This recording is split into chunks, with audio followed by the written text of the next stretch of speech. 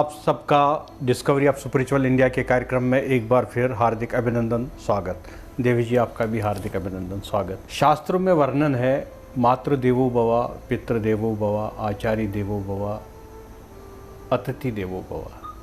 तो माता का दर्जा सबसे पहले दिया गया है, गुरु से भी पहले, पिता से भी पहले, परमात्मा से भी पहले। जो हमारी माँ है, माता है, वो बहुत सारे रूपों में इस धरातल पर उपस्थित है। वो हमारी माँ भी है, बहन भी है, वो हमारी धर्मपत्नी भी है, भाभी भी है, और बहुत सारे रूपों में उनको हम देखते हैं। बहुत सारे ग्रंथ लिखे गए, देवी भागवत भी लिखी गई, बहुत सारे पुराण लिखे गए, वर्णन है। और प्राचीन काल में, वैदिक काल में नारियों का सम्मान बहुत ज़्यादा हुआ करता था। आज का युग जब हम देखते हैं तो आज नारी अपने आप को अबला महसूस करती है। हर युग में ही किया है, ये कहना गलत नहीं होगा कि हर युग में नारी ने अपने आप को अबला महसूस किया है, पुरुष से अपने आप को कमज़ोर महसूस किया है। इस युग में भी है। गवर्नमेंट ऑफ इंडिया ने नारी सशक्तिकरण के लिए बहुत सारी पॉलिसीज़ बनाई, नारी को एम्पावर कर दिया। और इंदिरा गांधी के बाद का जो समय है, इंदिरा गांधी के टाइम का जो समय है, उस वक्त भी अगर हम देखें तो उन्होंने नारियों को एम्पावर कर दिया।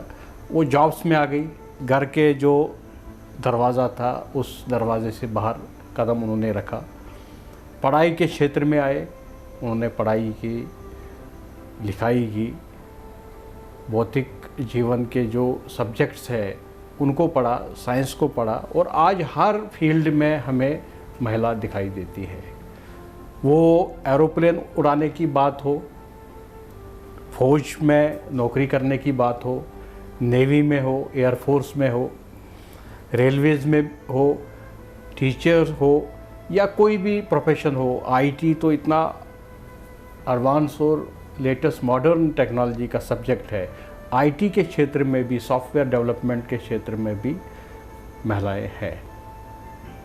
भारत देश में भी जो आज बड़े बैंक है, आज स्टेट बैंक ऑफ इंडिया है या आईसीआईसीआई बैंक है, उनकी जो हेड है, सीईओ है, चेयरमैन है, वो दोनों लेडीज़ है।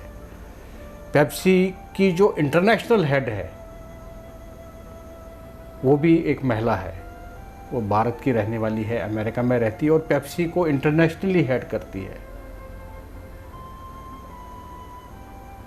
और बहुत सारे आपने हर फील्ड में नारी को देखा है। वक्ता, भागवत के वक्ता हो, रामचरितमानस के वक्ता हो, राम कथा के हो, या पुराण जितने भी वक्ता है, उनमें भी नारी आज आगे है। फिर भी अपने आप को अबला महसूस करती है, फिर भी अपने आप को कमज़ोर महसूस करती है, फिर भी उनकी हर बार एक्सपेक्टेशन है मेल सपोर्ट की कि मुझे एक पुरुष चाहिए सपोर्ट करने के लिए। तो ये व्यवस्था कहाँ से बिगड़ गई?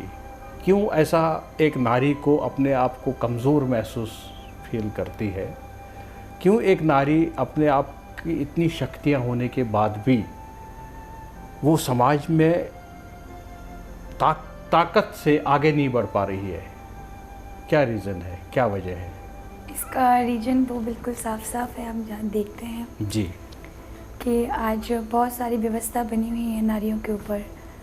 आज बहुत सारी चीज़ें, कानून, ये सब बने हुए हैं, लेकिन कहीं ना कहीं आज भी ऐसी भयावह दृश्य हमारे सामने उपस्थित होता है कि कहीं ना कहीं नारियों के मन में एक भाव क्रोधता है। अगर उसकी जगह हम होते तो कहीं ना कहीं हमारे व्यवस्था जो होना चाहिए, जहाँ स्त्री बेखटक घूम सके, आज वो कंधे से कंधे मिला करके चलती हैं। बिल्कुल। तो उन्हें हीनता, आज सम्मान सब देते हैं, चाहे फिर वो ऑफिस में एम्प्लॉय हो या कहीं भी, आपने जैसे बताया। उनके मन में एक विचलितता होती है कि किसी पिता का, किसी भाई का, एक पति का उन्हें सपोर्ट हो, जिससे वो सुरक्षित महसूस करें। जी। और इसका एक महत्वपूर्ण कारण क्या है कि असुरक्षा। किस चीज़ से? मानसिकता से व्यक्तियों की। अगर आप देखें, मतलब आप फीमेल्स की मानसिकता की बात करते हैं या मेल की? दोनों की कहूँगी कि आज हम इतना ऊपर जीते हैं, चौखट से भी बाहर हो गए, तो हमें अपने अंदर का एक भाव जो है, केवल स्त्री बन के डरपोक बन के ना जिए, एक अलग भावना से जिए जी। कि एक आप समाज की जननी हैं, एक समाज को एक अलग दिशा देने वाली हैं, और आपके लिए कोई भी कार्य साधारण नहीं है, आप हर कार्य कर सकती हैं। इस भावना से जिए और हमेशा निडर बन के जिए, हर चीज़ को डट कर मुकाबला करें, उसमें अपने आप को कमज़ोर ना रखें, आप किसी से कम नहीं हैं। दूसरा, पुरुषों की मानसिकता का कहीं ना कहीं ऐसी स्थितियों को क्योंकि कई भक्त आते हैं और उन्होंने बताया मुझे कि हमें ऐसी स्थितियों का सामना करना पड़ता है कि जब ऑफिस में जाते हैं तो कुछ अच्छे इंसान होते हैं और कुछ गलत भावना वाले भी होते हैं, तो कहीं ना कहीं मानसिकता, जब कोई घर से बाहर निकलता है तो स्त्रियों के प्रति बनाता है, तो उन मानसिकताओं की ओर ध्यान ना दें। ऐसी हर जगह जहाँ अच्छे लोग भी हैं तो वहाँ बुरे भी हैं, जहाँ आपको 95% अच्छे लोग मिलेंगे तो 5% चलता है। अब आप देखिए, धर्म के कार्य में भी बहुत लोग अड़चने अड़ाते हैं, तो इसका कार्य मतलब नहीं कि आप धर्म के कार्य को रोक दें। अड़चने हर कार्य में आती हैं जी, लेकिन उसको निडर होकर के आगे बढ़ें। झांसी की जो रानी थी, उनके अंदर में कौन सी ऐसी शक्ति थी कि वो किसी न पुरुष से डरती थी न महिला से डरती थी, और इतनी ताकतवर वो रानी निकल के आई? केवल झांसी की रानी नहीं, और भी हैं जी। उन स्त्रियों के प्रति, क्योंकि उन्होंने केवल आधीनता स्वीकार नहीं की, आधीनता ही नहीं सोचा कि हम पति के अधीन हैं। जब वक्त आए, समय आए तो पति के अधीन रहिए, लेकिन जब ऐसा समय आ जाए जब देखे कि हमारे ऊपर अब सहयोग देने वाला कोई नहीं है, तो केवल दूसरों के ऊपर डिपेंड ना रहे, खुद बाहर निकल के अपनी शक्तियों को उभारें। देखें कि आप कितना है। आप जहाँ सीता बन सकती हैं, कोमल राधा बन सकती हैं, तो अब वहाँ भगवती काली दुर्गा का रूप भी धारण कर सकती हैं। तो उन्होंने जब अपना वीर रूप दिखाया तो जिसे देख के बड़े बड़े पुरुष भी हक्के बक्के रह जाते हैं। आप इतिहास में हम सब जानते हैं, जान पहचान है मैं। तो मैं कहूँगी, आज भी लक्ष्मीबाइयों की कमी नहीं है।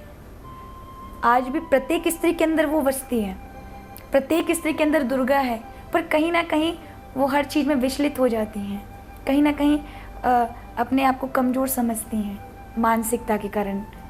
लोग क्या कहेंगे? ये क्या मानसिकता किस चीज़ की है? क्या उनका जो शारीरिक ढांचा है, जो परमात्मा ने उनको शारीरिक ढांचा दिया है, वो उसकी वजह से अपने आप को अबला या कमज़ोर महसूस करती है कि उनके मन में ऐसा हमें प्रैक्टिस कराया गया है महिलाओं को पहले से ही कि आप कमज़ोर हो, आप कमज़ोर हो, आप कमज़ोर हो, और वो कमज़ोरी आज तक उनके मन में बसी हुई है। पहले उनके परदादी, फिर दादी, फिर उसके बाद माँ, फिर खुद, अब उनकी बेटी होगी आगे। तो ये ऐसे एक चेन बन के आ रही है पिछले कभी बहुत सारे सदियों की, हर युग की एक चेन बनती आ रही है, जिससे हर महिला को अपने आप को कमज़ोर महसूस करती है। क्या रीज़न क्या है? मैं सबसे पहले इसका रीज़न आपसे मांगना चाहता हूँ, ढूंढना चाहता हूँ। उसका एक बहुत बड़ा कारण मैं कहूँगी पारिवारिक होता है, जो हमारी परंपराएं डाली गई हैं कि स्त्रियों को, जो हमारे, आप देखिए, एक मर्यादा जो बनाई गई है, परंपरा बनाई गई है एक रूढ़िवादी, कि स्त्रियों को बाहर नहीं निकलना चाहिए, स्त्री को हमेशा ऐसे रहना चाहिए, वैसे रहना चाहिए। लेकिन आज मैं कहूँगी कि आज की अगर बहुत सारी, मैं आगे तो नहीं कहूँगी कि आप गांव साइड में चले जाइए या कहीं और अदर साइड में, तो वहाँ थोड़ी ऐसी है मानसिकता, लेकिन आज आप देखें तो आज की अगर माताओं को देखें तो वो डरने, मैं कहूँगी वो लक्ष्मीबाई हैं, किसी से डरती नहीं है। बस ये फिर भी 9 बजे के बाद तो घर से बाहर निकल नहीं सकती है। उसके अंदर कहीं ना कहीं वो परिवार की परंपराएं आ जाती हैं। नहीं, क्या बाहर का समाज का कोई डर भी तो होगा, कुछ तो होगा उनके अंदर में। उसके 2 कारण हैं। देखिए, समाज, अगर परिवार किसी महिला को, किसी बच्ची को, बेटी को रोकता है तो कुछ कारण तो होगा। उसका एक मुख्य कारण ये भी है कि हमारे यहाँ एक रूल्स बनाए, एक नियम बनाए। क्यों? उसके लिए एक अलग ये विचार रखे हैं कि अगर आप 9 बजे के बाद बाहर निकल तो आप सेफ नहीं रहेंगे। जी, आप मतलब 9 बजे सेफ्टी का इशू है। सेफ्टी का दूसरा बात एक और जी, इश्यू है जी, कि लोग सोचते हैं, क्योंकि हमारी मानसिकता ऐसी है, आज भी आप देखें कई जगह अगर बेटियां 9 बजे के बाहर रहती हैं तो उन्हें गलत समझा जाता है। कहीं ना कहीं रीजन लोगों की मानसिकता पर है।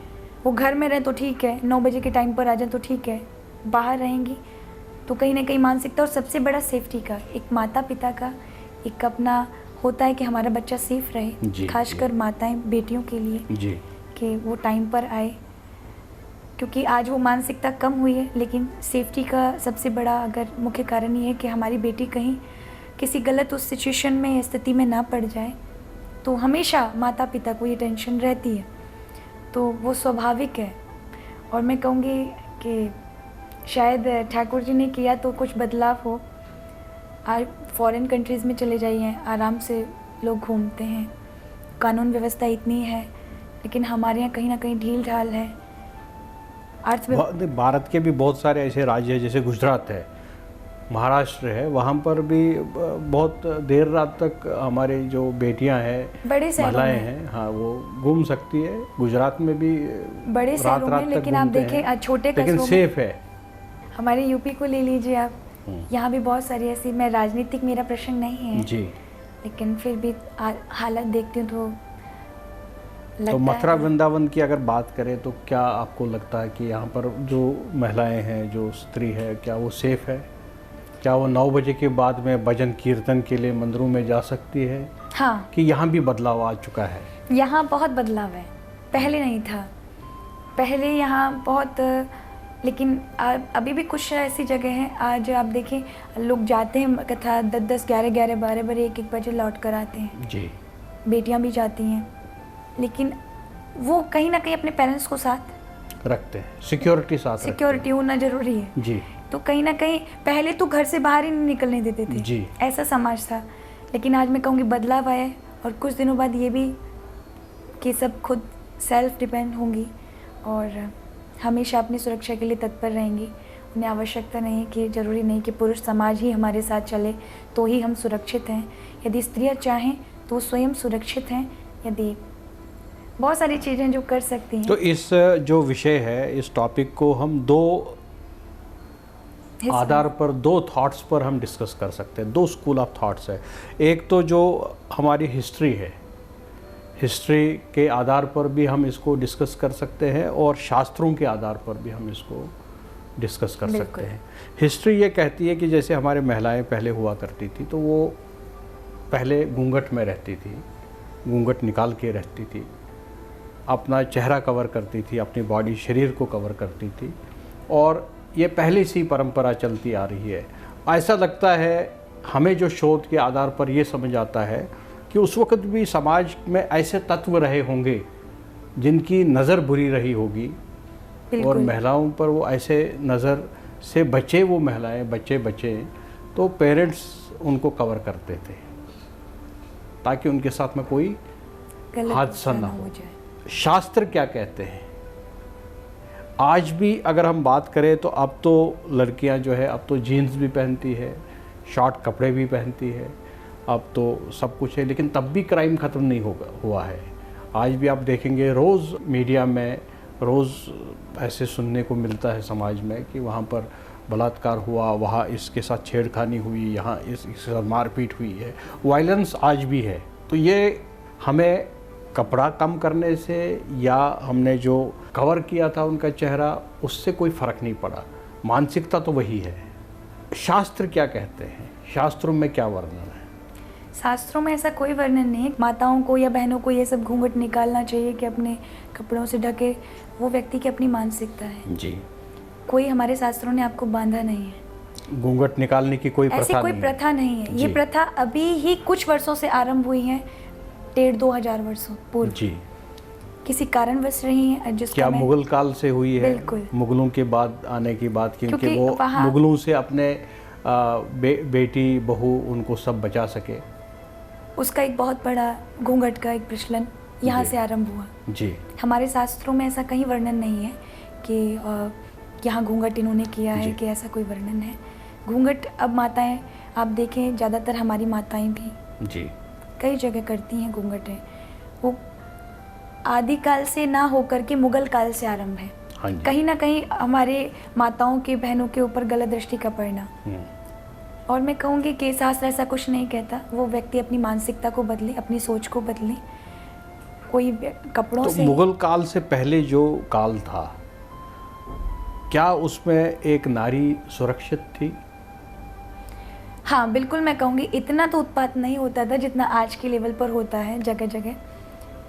और अगर आप देखा जाए, नारियाँ तब भी सुरक्षित थीं, लेकिन आज के कुछ परिवेशों को देख करके, कुछ माहौल को देख करके आज कानून व्यवस्थाओं को, क्योंकि उस समय लोगों की सोच इतनी गिरी हुई नहीं थी, मानसिकता ठीक है घूंघट में रखते थे, मर्यादा में रखते थे, लेकिन किसी बेटी के साथ किसी माता का सम्मान क्या होता है, बेटी का सम्मान क्या होता है, एक बहन का सम्मान क्या होता है, वो था। ये सीमाएं थी, मर्यादा थी। और आज हमने अपनी मर्यादाओं को तोड़ा है, परंपराओं को तोड़ा है। मैं कहूँगी जीवन जिए, लेकिन स्वच्छंदता ना होकर स्वतंत्रता हो हमारे जीवन में। आप खुद एक युवा संत है, साध्वी है, और आप समाज देखते हैं। रोज़ आपके पास में कथा श्रवण करने के लिए लोग आते हैं और आप समाज में भी रहते हैं।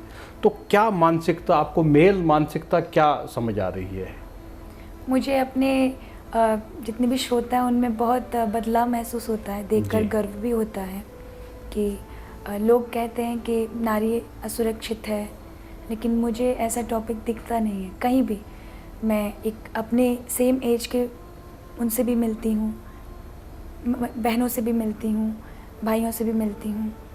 वो जब भी देखते हैं मेरे प्रति आदर की भावना से देखते हैं, तो मुझे कहीं से कहीं तक नहीं दिखता है। लेकिन हो सकता है जब ऐसी खबरें देखती हूँ और जब देखती हूँ किसी बहन को पीड़ित, तो मन दुख होता है कि ऐसे भी नीच लोग बसते हैं। जी, तो हो सकता है इसमें ये हो कि आपने जो रूप धारण किया है, आपने जो विषय चुना है, आपने जो आध्यात्मिकता की ओर अपने आप को अग्रसर किया है, इस वजह से आगे वाले व्यक्ति की श्रद्धा ही वैसे बनता हो या भाव ही ऐसे बनते हो कि ये देवी है, और वो आपको उस नज़रिए से देखता हो और आप अपने आप को सुरक्षित महसूस करती हो। लेकिन जो समाज में लड़कियां हैं, उनको तो नौकरी करनी है, वो ऑफिस भी जाना है, मार्केट भी जाना है, उनको वस्त्र भी वैसे ही पहनने हैं, फ्रीडम है उनको, वो कुछ भी पहन सकते हैं, ऐसा उसमें तो कोई बंदिश नहीं। जैसे आपने ये कहा कि शास्त्रों में कहीं ये नहीं लिखा कि पहनना क्या है, लेकिन उनकी ये कंप्लेंट है कि हैरेसमेंट है, मतलब मेल की दृष्टि सही नहीं है। उन्होंने बस में ये किया, ट्रेन में ये किया, समाज में ये किया, ऑफिस में ये हुआ, घर में ये हुआ, और हम देख भी रहे हैं, हो भी रहा है। ऐसा नहीं कि वो गलत कह रहे हैं, कि हो भी रहा है, एक्सट्रीम भी हो रहा है। देखिए जो बलात्कार के केस हो रहे हैं वो तो एक्सट्रीम में हो रहे हैं, उनको मार रहे हैं, उनकी अंतड़ियाँ निकाल रहे हैं, उनको क्या नहीं कर रहे हैं, उनके टुकड़े कर रहे हैं। आप हरियाणा का केस ले लीजिए, दिल्ली का केस ले लीजिए, और बहुत सारे केस आते हैं जो बहुत सारे रिपोर्ट होते हैं। बहुत सारे केस तो रिपोर्ट ही नहीं होते हैं, छोटे छोटे गाँव से, बहुत सारे जो फार फ्लंग एरियाज़ है वहाँ से तो रिपोर्ट ही नहीं होते हैं। वायलेंस तो है बिल्कुल। तो मेल को चाहिए क्या? वो क्यों ऐसा बिहेवियर करता है, ऐसा बर्ताव क्यों करता है महिलाओं के साथ में? कहीं ना कहीं फिर वही बात आके टिक जाती है कि कहीं ना कहीं कुछ लोगों के अंदर वो मानसिकता रहती है गलत, जो, और मैं कहूँगी इसका बहुत बड़ा जरिया कि आज के हमारी सरकार को कानून व्यवस्था और टाइट कर देनी चाहिए। कानून से होगा क्यों? हाँ बिल्कुल होगा। अगर उन व्यक्तियों को दंड पूरी तरीके से मिले तो उनके अंदर भय उत्पन्न होगा ये सब करने से। और तो वहाँ ये भी लोगों का जो थिंक टैंक्स है, जो इसमें विचार करते हैं लोग, उनका ये भी कहना है कि अगर हम लोगों को सज़ा देते जाएंगे तो उनको लड़कियों के प्रति नफ़रत ज़्यादा बढ़ती जाएगी। फिर क्या होगा कि बलात्कार के बाद में उनका मर्डर करेंगे, वो छोड़ेंगे नहीं। ऐसा कुछ नहीं है। अगर आप ये याद रखिए कि अगर किसी चीज़ को कानून व्यवस्था से हम खुद ही हैंडल करना चाहें तो उसका हल नहीं है जी। एक कानून व्यवस्था होनी चाहिए हर चीज़ की। अगर यहाँ कानून व्यवस्था होती है तो भय होगा, तो कोई दूसरा व्यक्ति वो करने से डरेगा कि अगर हम गलत करेंगे तो वो आदर सम्मान की दृष्टि से। चलिए, एक तो कानून हो गया, दूसरा आप ये भी बताइए मेरे को, क्या महिलाओं को अपने आप में भी कुछ बदलाव लाना चाहिए? अगर बदलाव लाना चाहिए तो किस प्रकार का बदलाव लाना चाहिए? क्या पहनावे में बदलाव लाना चाहिए, उनके सोच को बदलना चाहिए, या अपने आप को वो सुरक्षित कैसे रख सकती है? मैं कहना चाहूँगी कि मैं पहनावे की ओर बिल्कुल भी नहीं कहूँगी जी। क्योंकि आज का दौर है और जैसे न्यू जनरेशन है वो अपना मनचाहा पहन सकते हैं। अगर मैं कहना चाहूँगी तो बस उस पर ध्यान दूँगी कि आज जैसे जैसे हम भौतिकता की ओर बढ़ते चले गए वैसे वैसे जीवन अशांत है हमारा। कहीं ना कहीं हमारे चित्त में क्लेश आदि उत्पन्न होते हैं। केवल एक आदमी ही पुरुषत्व प्रधान वो नहीं है कि वही एक मुख्य कारण है। कहीं ना कहीं हम जिस उस पर हैं वहाँ भी हमें अशांति का अनुभव होता है। तो अगर समाज के साथ मैं ये कहूँगी कि आज लोग कहते हैं अध्यात्म क्या कर देगा, और मेरा मानना है अध्यात्म स्त्री और पुरुष दोनों के अंदर समानता लेकर आ जाता है। अध्यात्म व्यक्ति के विचारों में परिवर्तन ला देता है। अगर ऐसे व्यक्ति भी अगर अध्यात्म से जुड़ते हैं तो उनकी मानसिकता पर, क्योंकि हम जैसे जैसे भौतिकता में बढ़े वैसे वैसे हमने अपनी मर्यादाओं का उल्लंघन कर दिया है जी। और हमने एक सम्मान जो होता है, एक मर्यादा में जीवन होता है, हमारे धर्म का जो हमें एक निर्देश दिया गया है हमें किस तरह से जीना चाहिए, तो उन मर्यादाओं में हम फिर से रह सकेंगे। जी। तो अब ये तो टॉपिक बड़ा स्पष्ट हुआ है कि जो महिलाएं हैं वो अपने आप को असुरक्षित महसूस करती है, और बहुत सारे कारण है उसके। माइंडसेट है आदमी का, महिलाओं का माइंडसेट है, उस तरीके से ये होता है। आप श्रीमद् भागवत की प्रखर वक्ता है, आपने शोध किया है, पूरा पढ़ा है, वो 300 से अधिक आपने कथाएं आज तक की है। क्या समाधान है श्रीमद् भागवत में एक पुरुष की मानसिकता को बदलने का, ताकि वो हर महिला को आदर से, सत्कार से देखे, देवी के जैसा रूप देखे? देखो, आपने जैसे पहले उसमें संदर्भ में बताया था कि एक माता के बहुत सारे स्वरूप होते हैं जी। मैं ये नहीं कहूँगी आप सबको माँ की भावना से देखें, वो भी पॉसिबल नहीं हो सकता है, लेकिन हाँ एक मर्यादा बंधी हुई है। जैसे हमारे पूर्व में जितने भी हमारे पूर्वज रहे, वंशज रहे, अगर माँ को देख रहे हैं तो एक माँ की भावना से, पत्नी के अलावा अन्यत्र सब बहन हैं, सब बेटियाँ हैं, सब देवी मित्र हैं, लेकिन वो पत्नी का दर्जा अन्य किसी को नहीं दे सकते, क्योंकि हमारी संस्कृति की मर्यादा है, हमारी संस्कृति का ये विचार है कि हमें एक नियम में बांधा है कि हम उस नियम से आगे नहीं जा सकते। हमारे धर्म को एक उच्च श्रेणी में इसलिए माना जाता है क्योंकि वहाँ एक स्वतंत्रता दी है, प्रेम कर सकते हो आप, प्रेम के अलग अलग दृश्य है, माँ के प्रति, माँ का संतान के प्रति, पत्नी का पति के प्रति, भाई का बहन के प्रति, मित्र का मित्र के प्रति। तो एक मर्यादा होनी चाहिए उस प्रेम में भी, कि अगर वो प्रेम अगर हम किससे कर रहे हैं उसका हम गलत दुरुपयोग ना करें। आज के समाज में अगर देखा जाए तो हम उसका दुरुपयोग कर देते हैं। मतलब प्रेम तो कर सकते हैं लेकिन वहाँ पर वासना को जगाना नहीं, बस वासना ना हो हमारे जीवन में। वासना अगर आएगी तो कहीं ना कहीं हमारे मन में खोट पैदा होगा, तो वहाँ पर वो फिर उस तरीके के जो गलत काम है वो होते हैं, बलात्कार या बाकी चीज़ें हैं वो हो जाती है। और क्या प्रेरणा हम ले सकते हैं श्रीमद् भागवत से? श्रीमद् भागवत कथा से आप प्रेरणा ले सकते हैं कि जीवन बहुत अल्प है, बहुत कम है, उसमें भी हमारे जीवन में बहुत सारे अनेक परिवार को लेकर चलना पड़ता है, समाज को लेकर चलना पड़ता है, अपने व्यक्तित्व को लेकर चलना पड़ता है। इतने कम समय में सारी चीज़ों को प्राप्त करना होता है।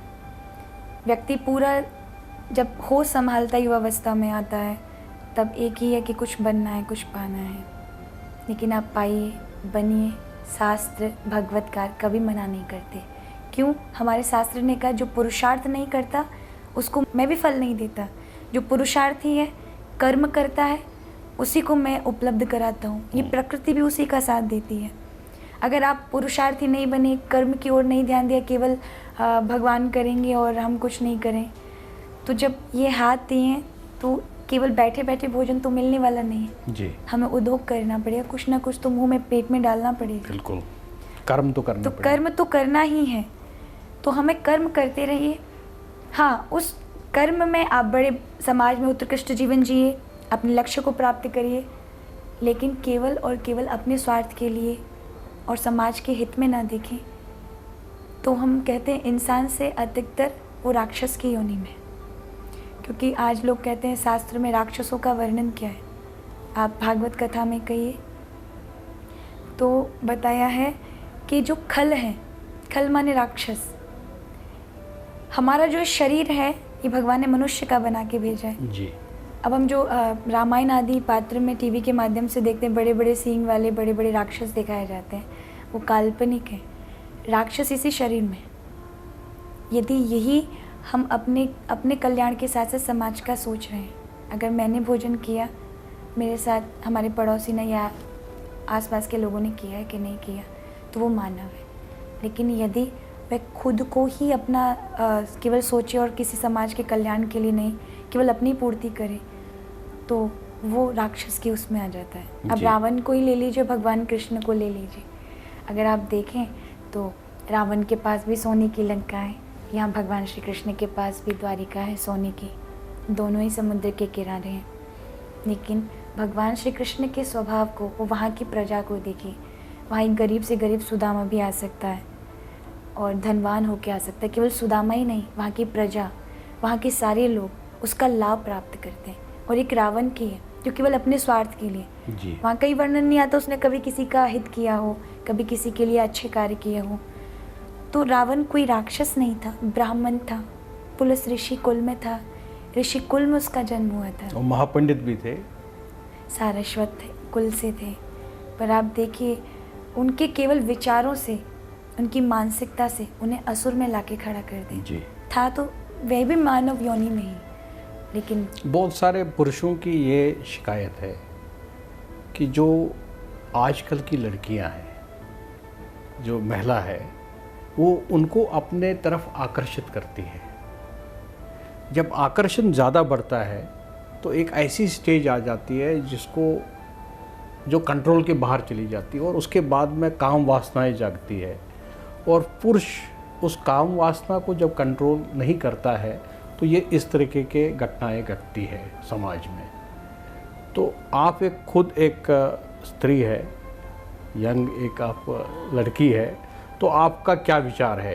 क्या वो ये उनके अंदर में ये वात्सल्य है, उनके अंदर में ये प्रेम भावना है, कि या उनके विचार ही ऐसे हैं कि हमें पुरुष को अपनी तरफ से आकर्षित करना है? अब ये तो मैंने कभी देखा भी नहीं है, स्वभाव में भी नहीं है, तो इस पर तो विचार मैं नहीं व्यक्त कर सकती हूँ, क्योंकि ना मेरे परिवार में ऐसा कोई है, ना देखा है, बचपन से इसी में लगी हूँ जी। तो ऐसा तो कुछ नहीं। जब मैं बैठती हूँ व्यासपीठ पर तो सबको ऐसा सोचती हूँ जैसे मेरा परिवार है और मुझे कुछ ऐसा इन्हें उपलब्ध कराना है जिससे समाज का कुछ अच्छा हो सके और हमारा युवा एक नई दिशा में जा सके, सबको भाई बहन के नज़रिए से। और भगवान कृष्ण को ही सबसे उनको आकर्षित करने के लिए ऐसा कुछ करती हूँ कि ठाकुर जी के भजन गाऊँ, अधिक से अधिक भगवत नाम प्रचार प्रसार करूँ, कि मुझे अत्यधिक अपनी कृपा दें, साथ में मुझे शक्ति दें कि मैं इस कार्य में और आगे बढ़ूँ। तो भगवान श्री कृष्ण को राधा की आवश्यकता क्यों पड़ी जब रुक्मिणी थी? राधा की आवश्यकता क्योंकि वो अलग है ही नहीं। अगर आप देखें आज लोग बोलते हैं कि राधा और कृष्ण अलग हैं, प्रेमी प्रेमिका है जी, तो कहीं ना कहीं लोगों के अंदर शास्त्र का अत्यधिक अध्ययन ना करना जी, और अधिक ज्ञान का ना होना, अल्प ज्ञान के होने के कारण ही राधा कृष्ण में भेद का होता है। अगर आप सामवेदी प्रादोपनिषद में देखें जी, तो राधा और कृष्ण में बिल्कुल अलग नहीं है। वेदों की चर्चा मैं अगर करूं तो कस्मात् राधिकम उपास्यते, क्यों राधा की उपासना करें, राधिका कौन है, ये बात विषय आती है। तो कहा बिंब प्रतिबिंब विभ्रमः, जैसे आप आईने में जब देखते हाँ हैं जी, हाँ जी, तो आपका एक प्रतिबिंब दिखाई प्रतिबिंब होता है, तो वो दो नहीं होते, होते तो एक ही हैं। ऐसे ही भगवान कृष्ण का एक प्रतिबिंब है राधा। मतलब वो स्त्री है कि पुरुष है? भगवान श्री कृष्ण ना स्त्री हैं ना पुरुष हैं, ना राधा स्त्री हैं, उनको हम स्त्री पुरुष में साधारण में नहीं जोड़ सकते हैं। एक बहुत बड़ी अगर विशेष चर्चा अगर मैं कहूँ तो इस ओर भी ध्यान देना चाहूँगी। जब भगवान श्री कृष्ण द्वारिका को छोड़कर गए तो लोग कहते हैं कि राधा रानी को, वहाँ ऐसा कोई चर्चा नहीं आता है। जो हमने कार्यक्रम की शुरुआत की थी, आपने ये कहा था कि सत्यता की खोज, जो आपने एक मंत्र पढ़ा था कि सत्य की खोज में ही ऋषि मुनि थे, इसीलिए ये सारे ग्रंथ लिखे गए। जैसे आपने कहा था, श्रीमद् भागवत में किसी भी परमात्मा को, किसी अवतार को, किसी भगवान का वर्णन नहीं है, सत्य का वर्णन है। तो उसी की तरफ आप वापस आ रहे हैं कि सत्य की खोज ही सब कुछ है, और जो सत्यता है, वो प्रकाश है, वही राधा और कृष्ण है। अगर मैं कहूँ, शरीर से परे। अगर मैं आत्मीयता की बात करूँ, अंदर आंतरिक, तो हमारे इस शरीर के दो रूप हैं जी। एक बाहरी दृश्य जो हमें दिखता है, एक आंतरिक दृश्य होता है जिसको आत्म स्वरूप कहते हैं। हम बाहरी दृश्य से भीतर प्रवेश कर सकते हैं। जब तक आप अपना बाहरी दृश्य नहीं समझेंगे, तब तक आप अपने भीतर को भी नहीं पहचान पाएंगे। हमने केवल अपनी पहचान एक पद, प्रतिष्ठा, नाम तक ही आधारित कर रखी है। इस शरीर से रात दिन सहयोग लेते हैं, कार्य करते हैं, पर कभी इस शरीर को निहारा तक नहीं। इसलिए मैं बहुत मानती हूँ हमारे प्राइम मिनिस्टर मोदी जी को और रामदेव बाबा का बहुत बहुत धन्यवाद देती हूँ कि उन्होंने आज इंसान के शरीर के प्रति कितना प्रेम होना चाहिए। जिस शरीर से, जिन हाथों से हम रात दिन मेहनत करते हैं जी, परिश्रम करते हैं, लेकिन कभी उसको निहारा नहीं, कभी उसको हमने अपने आप महसूस नहीं किया कि ये कितना सुंदर है। ये आँखें जो हमें संसार को दिखाती हैं और अंधों के पास होती नहीं, बहरों के पास कान नहीं होते। तो कहीं ना कहीं जब हम बाहरी दृश्य को देखते हैं, तब हमें, अगर आपने महसूस किया इसे बाहर को, तो आप भीतर भी प्रवेश कर लेंगे। तीसरे सत्र में देवी जी के साथ में हमने चर्चा की, हमने जाना कि किस प्रकार से जो प्रश्न हमने रखा था, एक महिला जो अपने आप को अबला महसूस करती है, कमज़ोर महसूस करती है, इस युग में और हर युग में भी उन्होंने किया है, इसका रीज़न क्या है, क्या रीज़न है और समाधान क्या है। इस कार्यक्रम के माध्यम से हमने जो सबसे बड़ी जो आज खोज है, जो डिस्कवरी ऑफ स्पिरिचुअल इंडिया के कार्यक्रम की खोज है, और मेरा जो टेक है, जो एक्सट्रैक्ट है, वो मैं यहाँ से ये एक्सट्रैक्ट लेना चाहता हूँ कि जो प्रेम है, प्रेम ही सब कुछ है। और हमारे जो माताएं बहनें हैं, उनके अंदर में वात्सल्य होता है, प्रेम भावना होती है।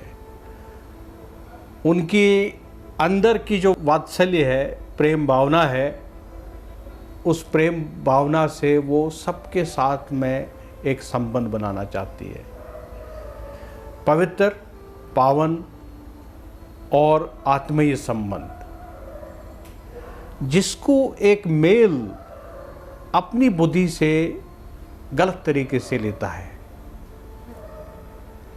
और उनका जो नज़रिया है, उनका जो एटीट्यूड है, उनकी जो सीख है, उस नज़रिया को अलग तरीके से लेने की वो काम वासनाओं में बदल जाती है और ये घटनाएं घटती है। जब ये घटनाएं घटती है तो हर महिला अपने आप को असुरक्षित महसूस करती है और उस हादसे को न बचाने के कारण अपने आप को कमज़ोर भी महसूस करती है। इसका प्रभाव बाकी नारियों पर भी पड़ता है कि अगर इनके साथ में ऐसा हादसा हुआ है तो हमारे साथ भी अगर ऐसा कभी हादसा हुआ तो हम कमज़ोर हैं, हम इस हादसे का मुकाबला नहीं कर सकते हैं।